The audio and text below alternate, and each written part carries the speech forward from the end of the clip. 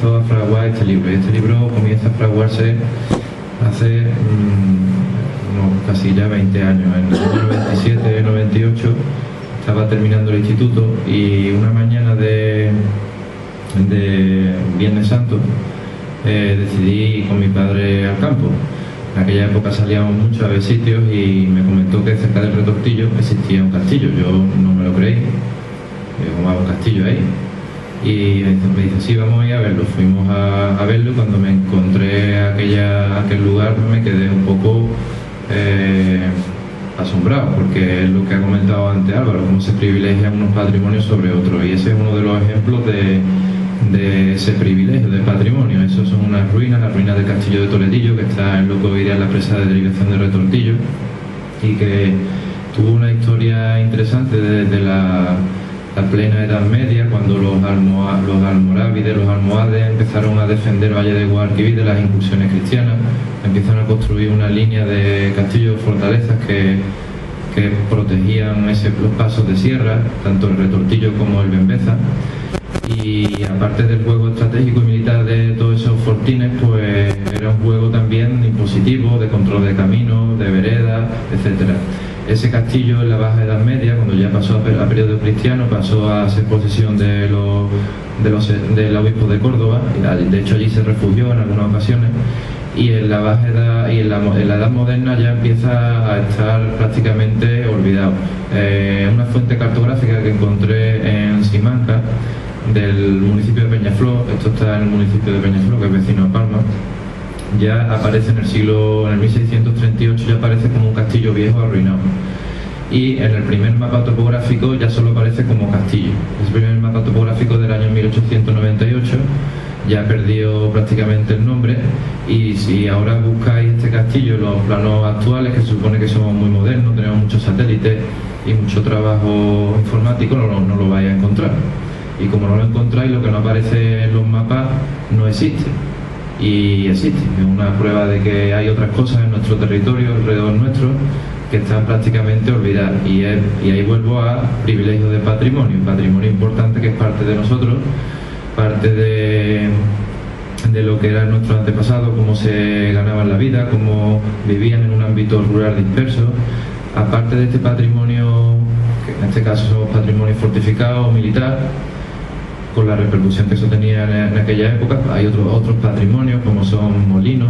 En las cuencas de todos los arroyos de sierra encontramos molinos bastante interesantes, con una arquitectura popular y adaptada a lo que es el espacio que les daba la naturaleza. Y aparte pues muchos tipos de patrimonio, cortijos, caleras, etcétera, que se han perdido, y eso es una nueva muestra de lo que es esa pérdida de memoria colectiva. Volviendo a lo que es el libro en sí, el libro está planificado como una guía de patrimonio fortificado. Durante muchos años empecé a buscar información, a buscar sitios, y desde mi punto de vista, sin extenderme mucho en lo que es el libro, luego ya entraremos en un debate. La aportación de este libro son algunas fuentes que no se han, digamos, conocido. En el caso de Palma, por ejemplo, fuentes del periodo islámico, como por ejemplo la primera mención a Palma, que no es la típica del 855 de cuando se recogió el cuerpo del mártir San Luis en la orilla del Guadalquivir. Existe una fuente anterior, 50 años antes. Palma jugó un papel importante en lo que eran las luchas por el Emirato de Córdoba, entre Alaquén y un tío suyo que intentaba quitarle el poder, Sulimán de Abu Ayub. Ahí aparece en una crónica, aparece ya el nombre de Balma o Balmat. Corriendo el tiempo también aparece en algunas crónicas de los almorávides.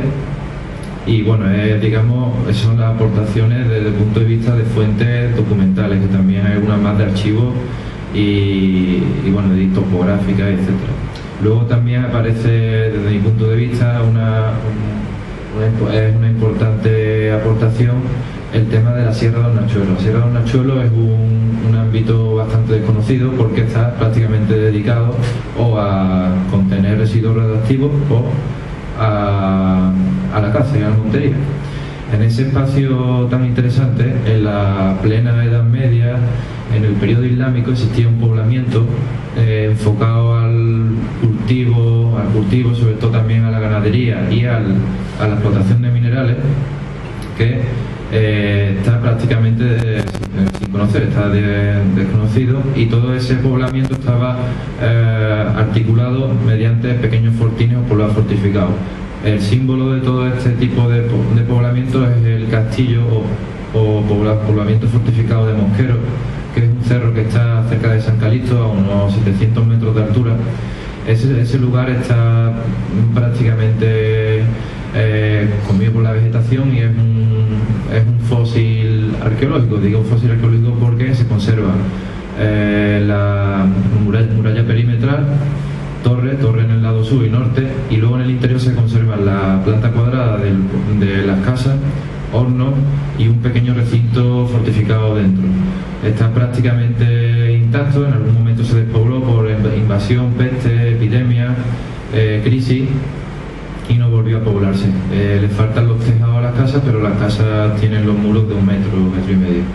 Existen otros yacimientos en la zona de Hornachuelo, yacimientos en el Guadalbacarejo, en la zona del Bembézar.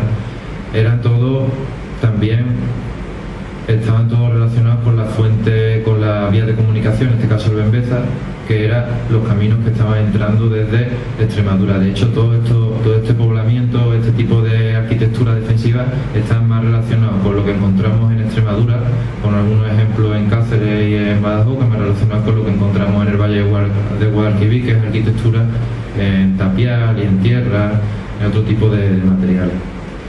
Creo que he hablado un poco en general y ahora ya... Bueno, pues le paso.